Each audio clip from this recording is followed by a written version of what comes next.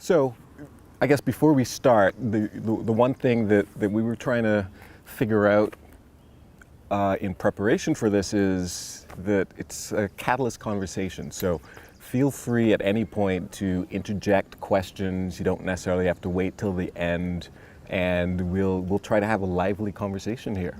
So what we wanted to start with is touch, because touch is how most people are first introduced to honeybees, and that's by their sting. So a lot of people, I tell people that I do research on honeybees, and their first question is, how many times have you gotten stung? Or, oh, there's this hive under my deck and they sting me all the time, and those aren't honeybees, those are probably wasps. But, and that's how the general public generally interacts with bees on a regular basis.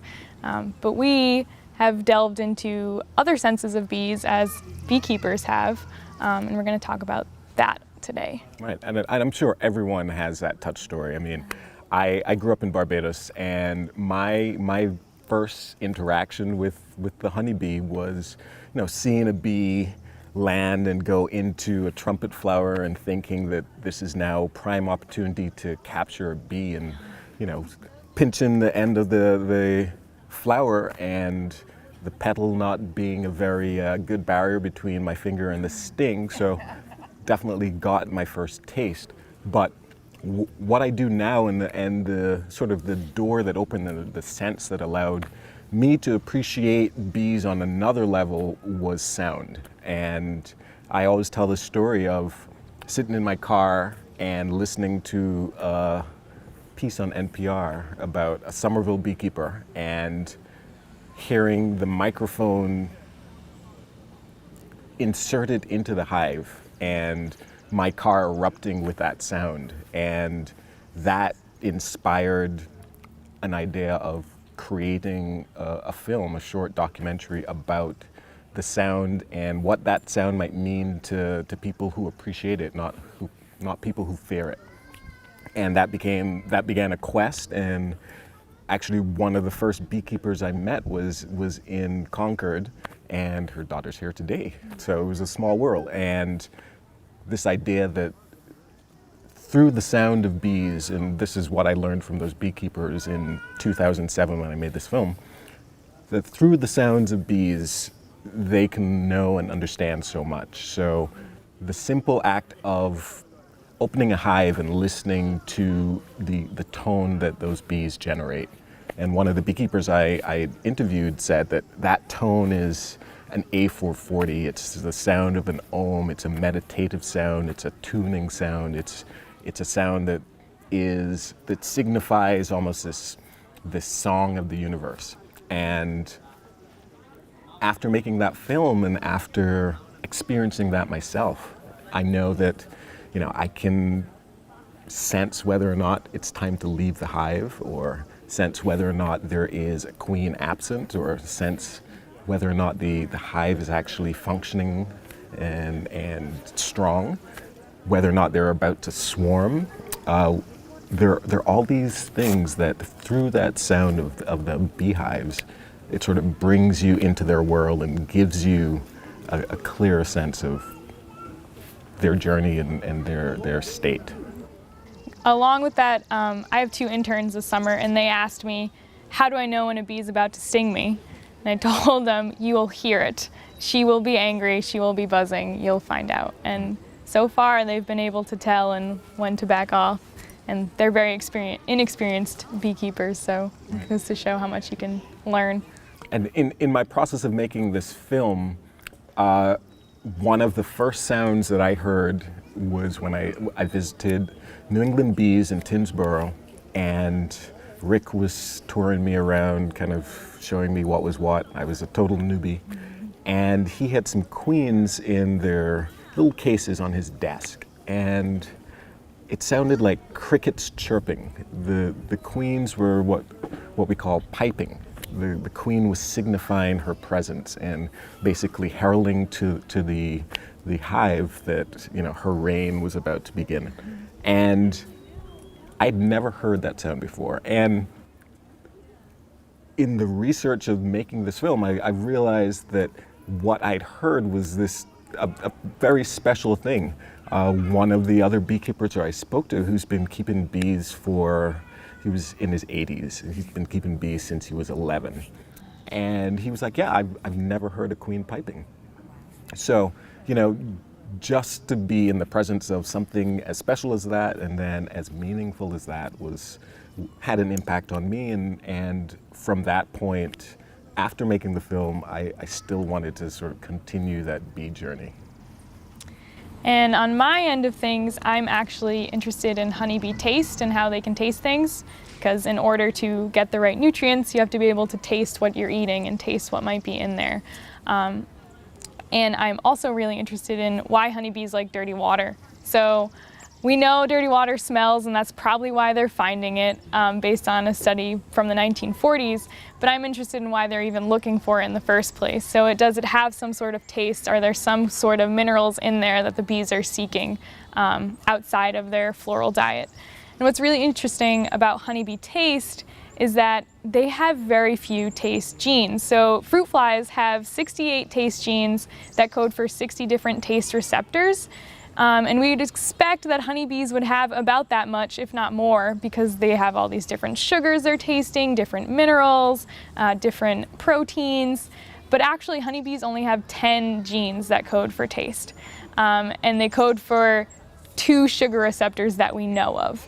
And that's it. That's all we know about honeybee taste. We know what they can taste, but we don't know the genetics behind it. So that's really interesting to me as well. And part of my study, I'm looking at the differences in seasonal nutrition. So can honeybee taste and can mineral needs change with season? Because as you all know, if you're a beekeeper, the hive is an ever-changing environment itself. So in the summertime, there's lots of brood, there's lots of stuff going on. By the fall, they're gearing up for the wintertime, and they're just kind of hoarding all of that honey.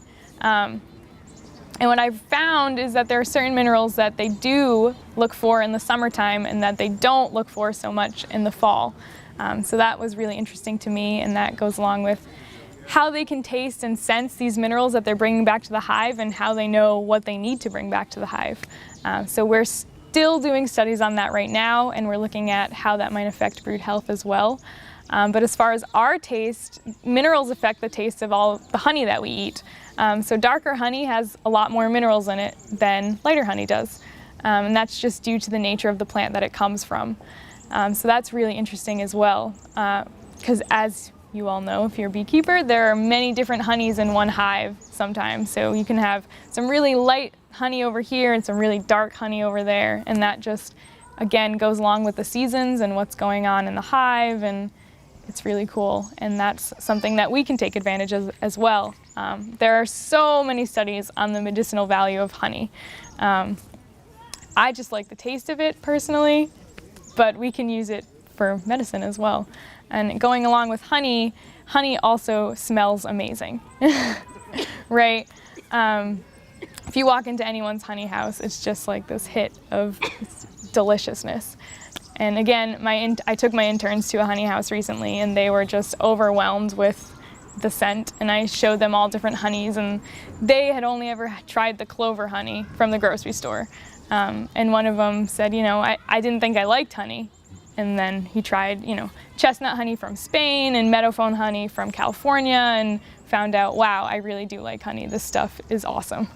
So it's kind of like the liquid gold that we want to take advantage of. Gold indeed, because I can definitely echo that same experience. Growing up, I wasn't a fan of honey at all. It always tasted the same, it always looked the same.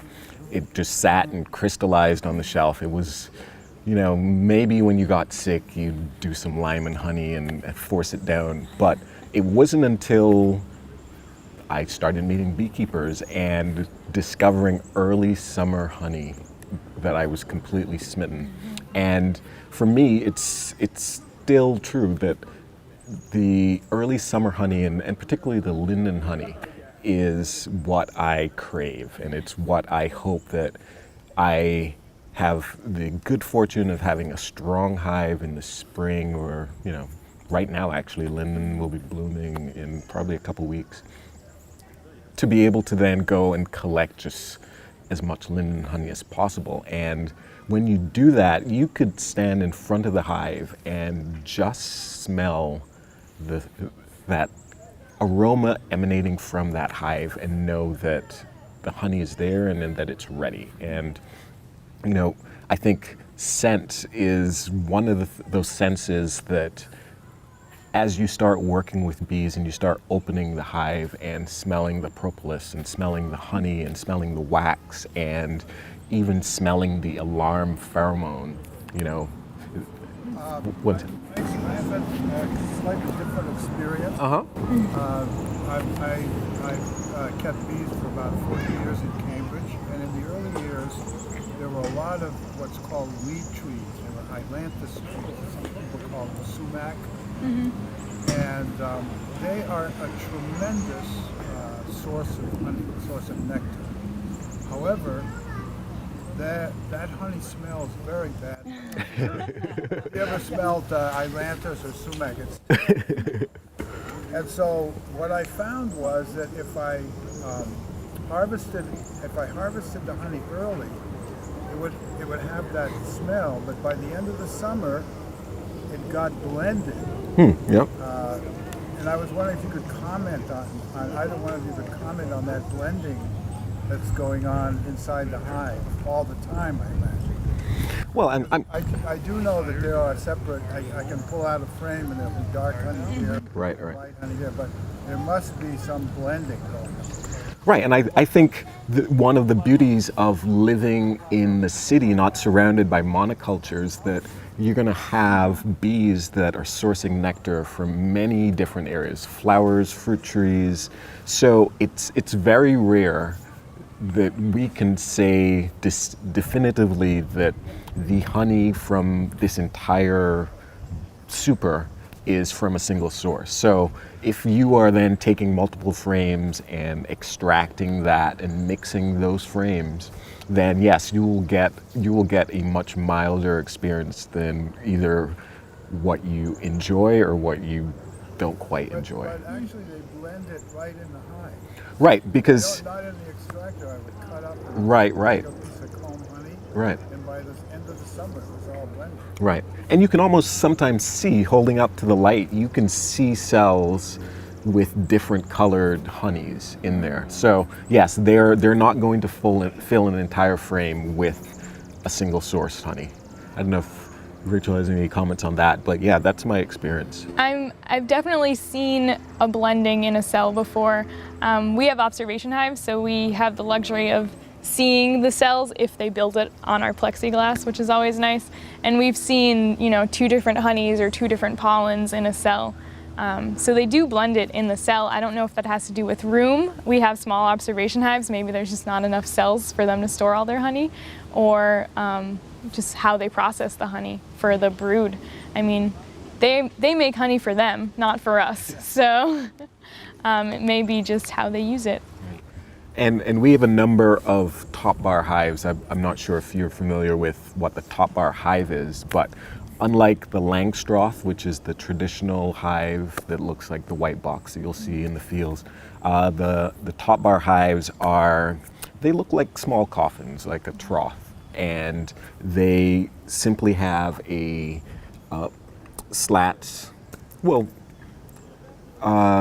wood that lies across the top of the hive that the bees build comb off of. So the bees, you don't provide a frame, you don't provide a foundation for them to draw the comb on. They build everything, and it is much more resource intensive because they have to build comb every time you take comb or take honey. But the other advantage of that is that you can pull out a frame from a top bar that is entirely one type of honey because they're much smaller than your traditional Langstroth frames. So you don't get as much honey, but the comb honey that you do get from those top bar hives is definitely a much more favorable product. And going along with our scent topic, aside from honey and how it smells good, and alarm pheromone, young bees have brood pheromone, which is really interesting to me as a scientist. because, and based on my research, because I'm looking at what nutrients they need and how they feed their young, they actually can sense the brood based on this pheromone. So I forgot who did this study. There's a scientist who did this study on brood pheromone, and they wanted to see if it was the physical presence of the brood or just the scent of the pheromone that told the bees what to get. So brood need lots of protein because they're growing, and when bees have a lot of brood, they're bringing back lots of pollen. So scientists actually took the larvae out, took the brood out, and they gave the bees a synthetic brood pheromone. So it still smelled like they were brood in the hive, but there actually weren't. And that smell alone is what told the bees, okay, I need more pollen, I need to search for protein for my babies. So that was really interesting to me, because bees are also very visual, but when it comes to feeding the hive and feeding their family, it seems to be more about the scent as far as what information they're getting. So that was really cool for me.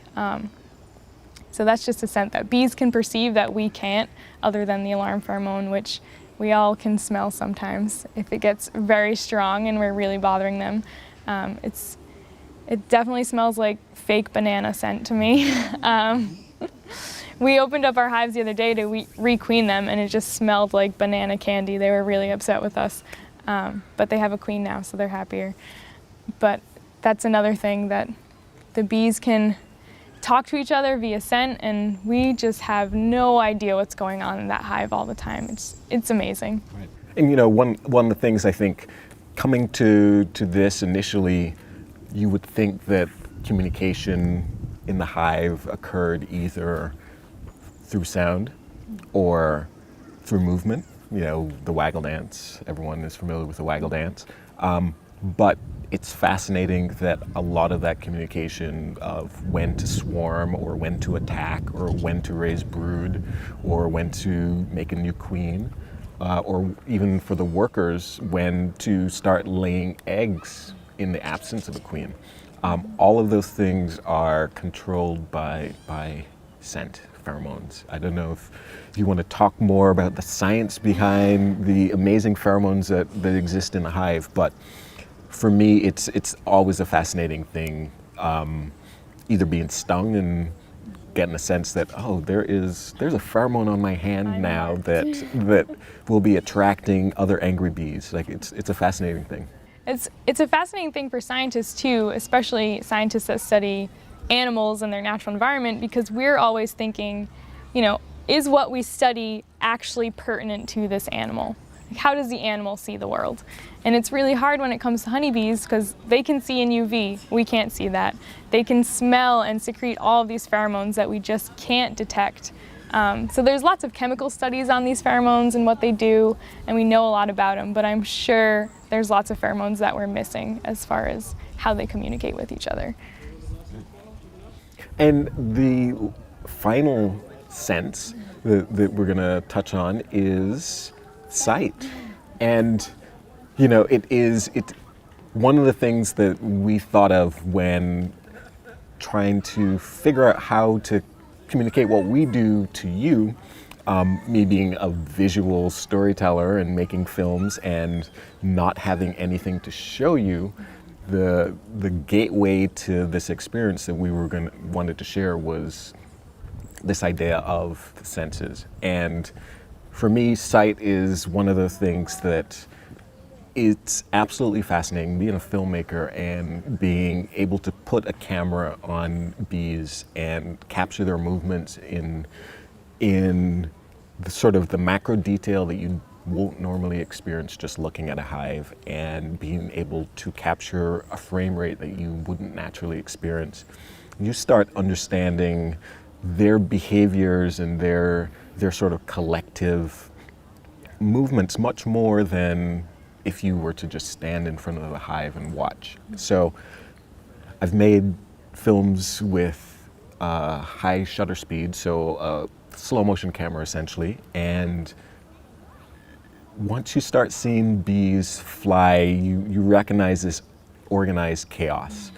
You recognize that bees bump into each other, or they collide in midair, they somersault and cartwheel, and it is, I always think about the Errol Morris film, Fast, Cheap, and Out of Control.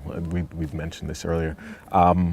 And one of the characters is talking about like developing robots that can walk and negating this idea of an upright walking stable robot and replacing that with an idea of an insect with 6 legs that scampers over terrain and falls over and is completely unstable, but when you really see the crumb of bread that these ants are trying to move, that bread is moving in the right direction. There might be chaos around it, but it is forward-moving chaos. It is constructive chaos. So same with bees. Once you put a camera and you start seeing them building comb, or you start seeing them, passing nectar at the mouth of the hive, or just flying, it becomes a really, really fascinating thing. And I think that I will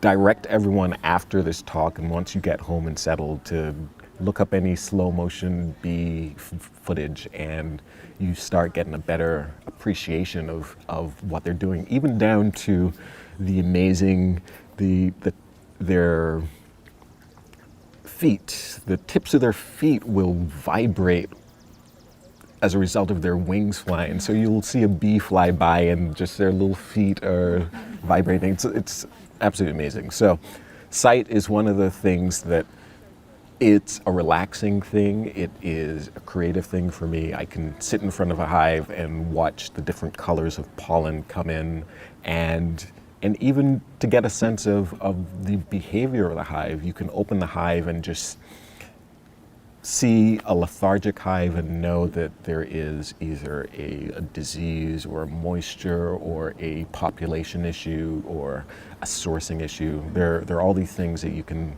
gather just from observation.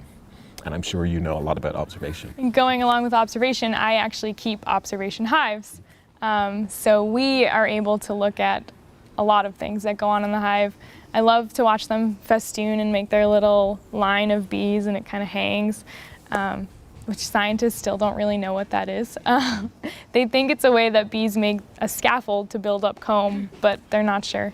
I just think it's really cool that they can do that. We can see the waggle dance and the little dance floor, which is really cool. Near the entrance, there's always just this empty, no one's there. They're just waiting to get that waggle dance in, so that's really interesting. And another thing I actually do as far as observation is I mass mark my bees with a colored powder, so I know what hive they're from. So each hive has a little mesh structure at the entrance, well, exit and entrance, so when the bees leave, they get dusted with this colored powder. And that's a lot of fun to do, because I have 8 observation hives, so we have 8 different colors of bees going around. And the facilities guys at Tufts are so used to seeing all the different colored bees, they love it.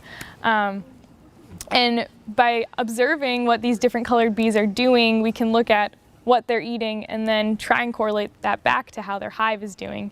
And the way we measure how their hive is doing is their brood area. So how much capped brood do they actually have? So my studies at the moment are all in the field observational studies. And I think, lab studies are valuable and we need them to understand things better.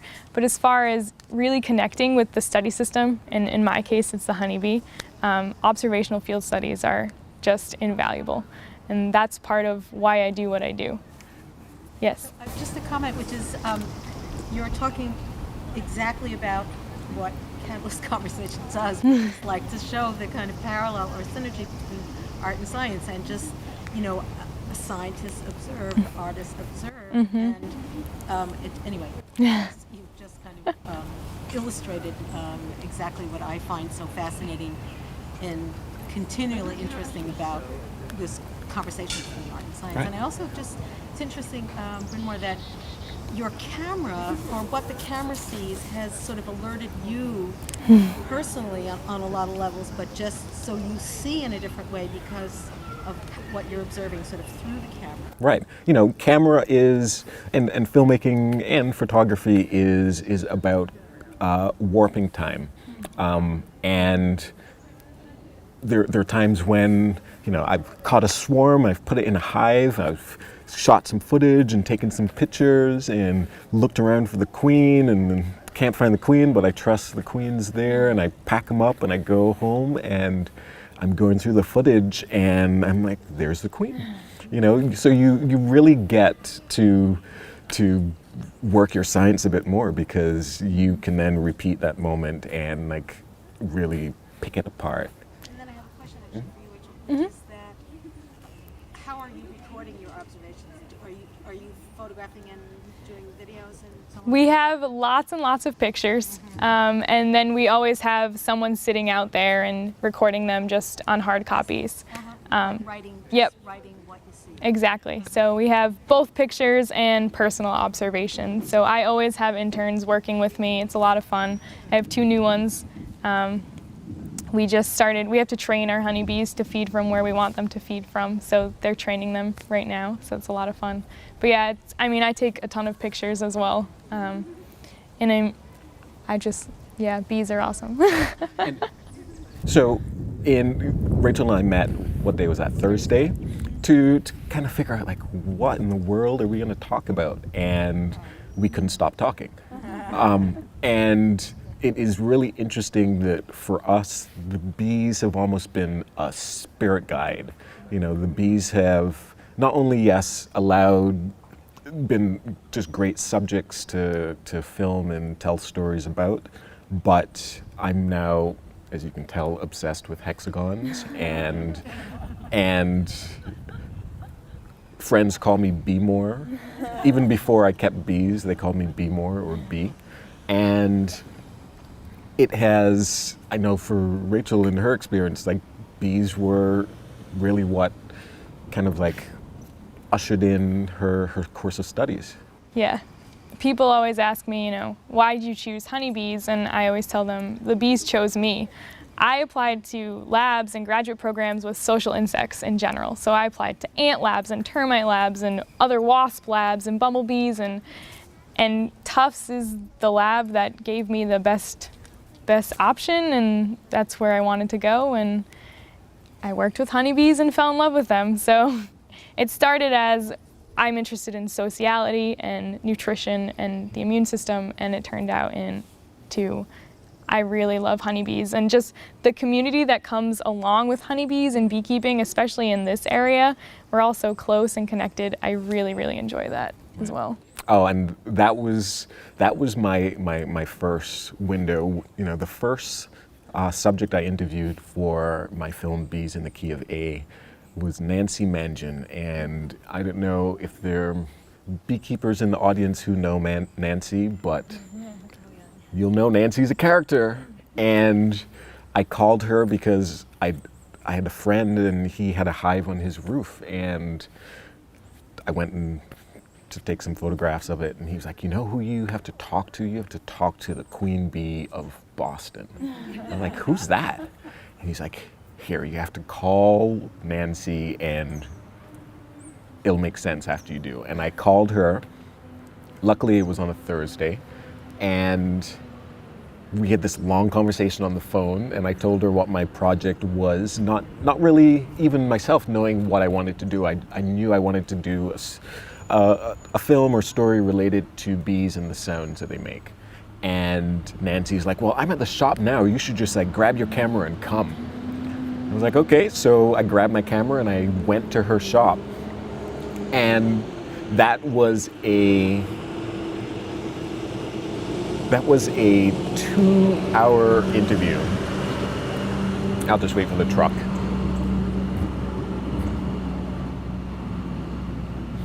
That was a 2-hour interview, and in that interview, that was the first time that I heard anyone relate the collective hum of a hive or a healthy hive with A440 and the significance of that, and it relating to Om and meditation, and so for me that really opened up the floodgates to know that there was something deeper here and a story that other beekeepers might be able to echo and be able to create something that was intriguing, that didn't mirror a lot of the other pieces that we were seeing at that time around bees and bee health and colony collapse disorder, that this was really investigating the love that beekeepers have to bees and how amazing they are, and really understanding that there is a greater system at work.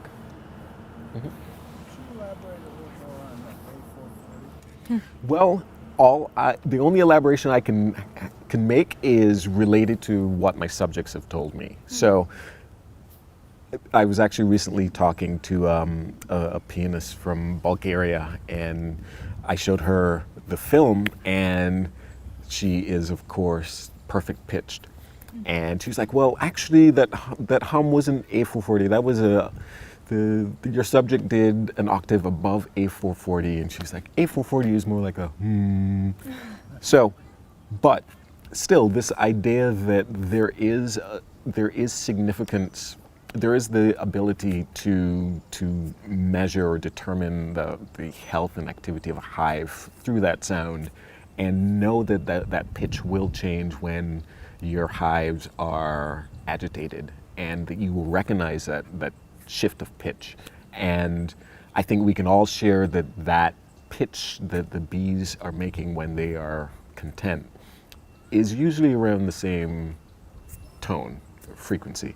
And that frequency, and I haven't put a tuning fork to it to determine whether or not that is dead on A440, but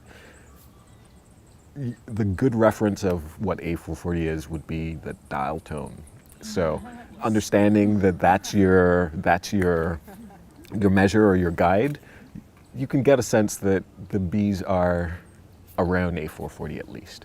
Has anybody tried to broadcast A440 to calm the bees down? That's Well, a great question. You know, one of the things, and the question was whether anyone has tried to broadcast A440 to calm the bees. And Nancy, being the character that she is, will always say, yeah, I sing to my bees, and she's a music teacher.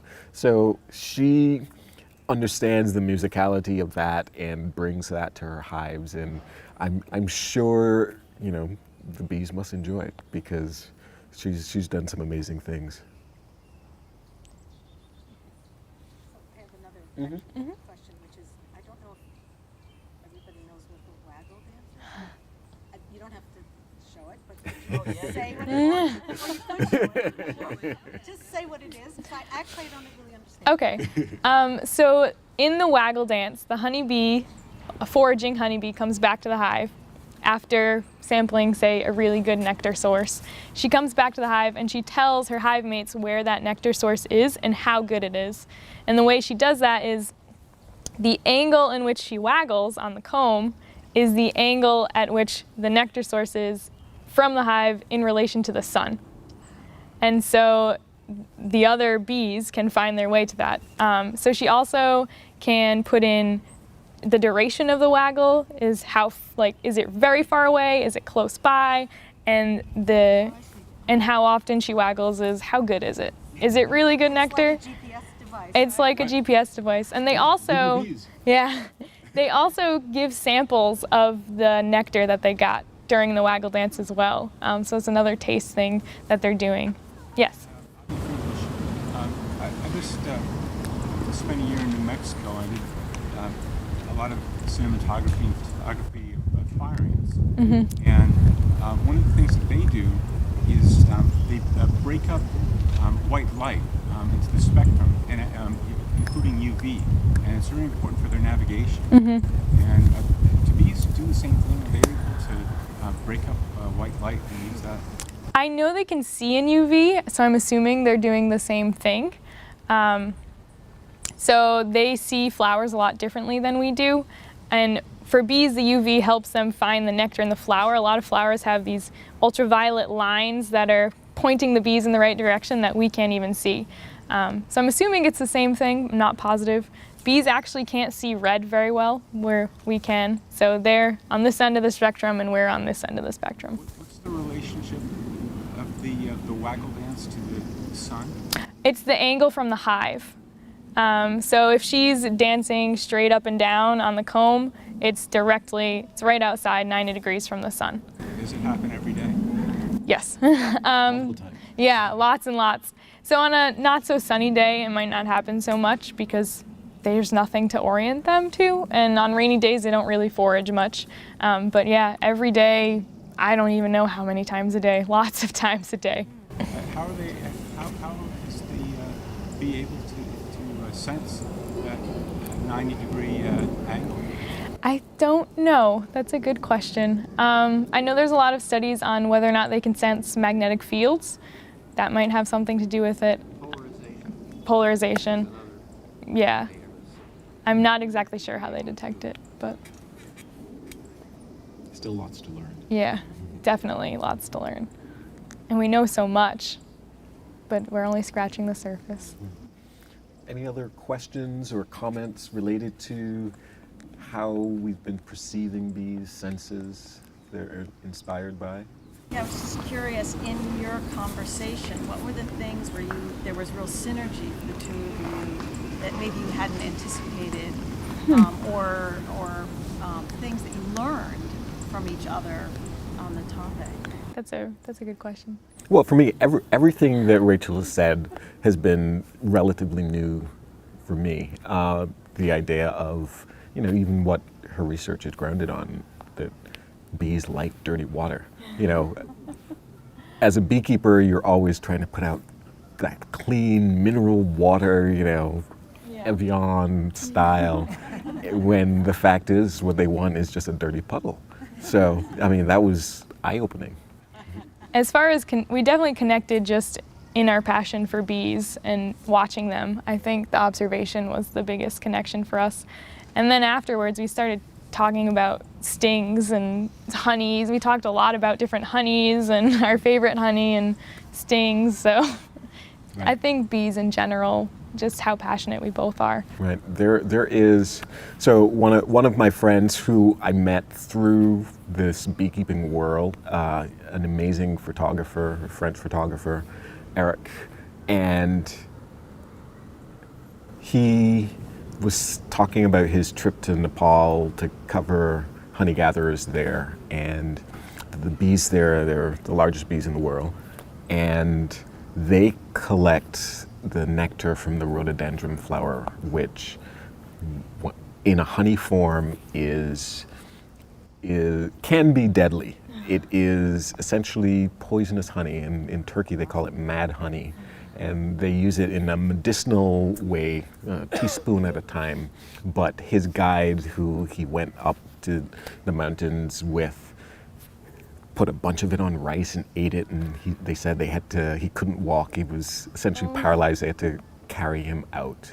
So when you start thinking and talking about honey and tasting honey, you recognize that there are just all of these flavors and all of these medicinal uses and these characteristics that you in your wildest dreams could not imagine. What is the chemical breakdown? Well, honey is essentially just concentrated nectar. It really depends on the plant that it comes from. And a lot of the reason why the rhododendron honey is probably poisonous is a lot of plants secrete these chemicals that defend themselves against caterpillars, basically, so leaf-eating insects, and those chemicals end up in the nectar as well. And so when the bees are drinking that nectar and making that really concentrated version of the nectar, there's a really concentrated plant defense chemical in that nectar as well. So it really depends on the plant. Yes? But do bees have a tactile sense?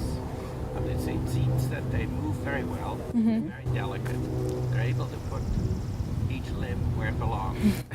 So how do they what role does the tactile sense play in their selection of where to eat, what to eat? Well, that was, related to our parallel and great conversation. This was the first time in our conversation that I heard the fact that honeybees actually can taste with their feet. So aside from being tactile, their front feet have all these little taste receptors in it, which is really interesting. So they also taste with their antenna and their proboscis, their tongue. But yeah, their tactile sense, even when it comes to food, their feet have taste receptors on them. And in the hive, you have to think about it. The hive is dark, unless we open it up. And so the bees, not only are they communicating through scent, but they can't see this waggle dance. How do they actually figure out what's going on? And it's by touch. So they're following, you'll see if you watch a waggle dance, you'll see other bees kind of following the waggler, and they're following her to figure out what she's saying because they can't actually see her like we can. And it's also amazing, I recently saw this time lapse of a marked queen moving around the frame laying eggs, and the queen always has this circle of attendants, and it was interesting not only seeing the queen bee move around this frame, but this circle, just like empty space around her, just move around the hive. So yeah, I'm sure touch is an amazing thing, and also just seeing a queen lay an egg, that she backs into this comb and inserts her abdomen and lays an egg at the bottom. And they do it all in the dark. Yes. Bryn, when you're making your films, how much of your films are observational and how much are they, in a way, an interaction with your subjects? And I don't mean the humans, I mean the actual humans. Well, I guess everything is interaction because you have to decide where to put that camera. And you're putting that camera based on the story that's happening in that frame or something that you're trying to capture. So I think that I feel like I usually go not just with a camera to capture more footage, but I will see something and go, wow, that's pretty amazing, and then set up the camera or figure out what camera would be best to capture that thing. So it's definitely an interaction in that sense, but I'd say the amount of footage that I have of bees compared to the amount of footage that I've used in a film is probably 200 to 1.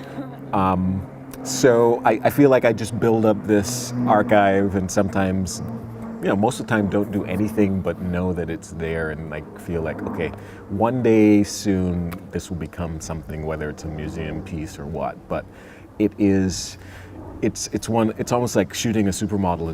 It's hard to get a bad picture. So Do you ever take that footage and work with scientists in order to see if they can gain some insight out of the reams and hours of footage you have? I have not, but I know a scientist now. Yeah. How do we see your films? Well, so my name, Brynmore, if you spell it correctly and put a .com behind it, then you'll get to my website.